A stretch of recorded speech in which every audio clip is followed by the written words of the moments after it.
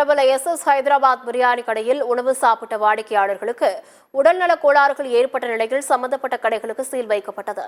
இதைத் தொடர்ந்து செங்குன்றம் அடுத்த அலமாதி பகுதியில் அமைந்துள்ள சம்பந்தப்பட்ட உணவகத்தின் உணவு தயாரிக்கும் கிளைகள் உணவு பாதுகாப்புத்துறை அதிகாரிகள் ஆய்வு மேற்கொண்டனர்.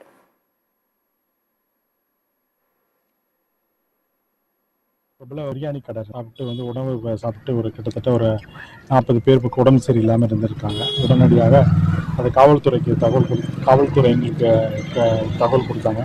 அந்த கடையை உடனடியாக நாங்கள் சீல் பண்ணிவிட்டு, அந்த கடையில் அங்கே ப்ரிப்ரேஷன் இல்லை.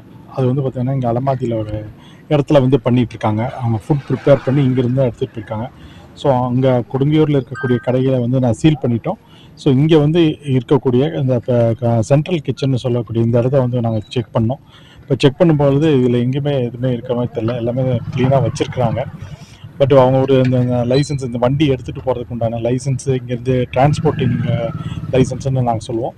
அந்த லைசன்ஸ் அவங்கக்கிட்ட இல்லாமல் இருக்குது. அவங்ககிட்ட சொல்லியிருக்கோம் எடுக்க சொல்லி.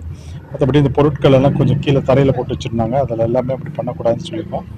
ஸோ மேற்கொண்டு இந்த மாதிரி தவறு கண்காணிக்கிறதுக்காக உணவு பாதுகாப்பு துறையிலேருந்து நாங்கள் அடுத்த கட்ட நடவடிக்கை பண்ணிக்கிட்டு இருக்கோம்.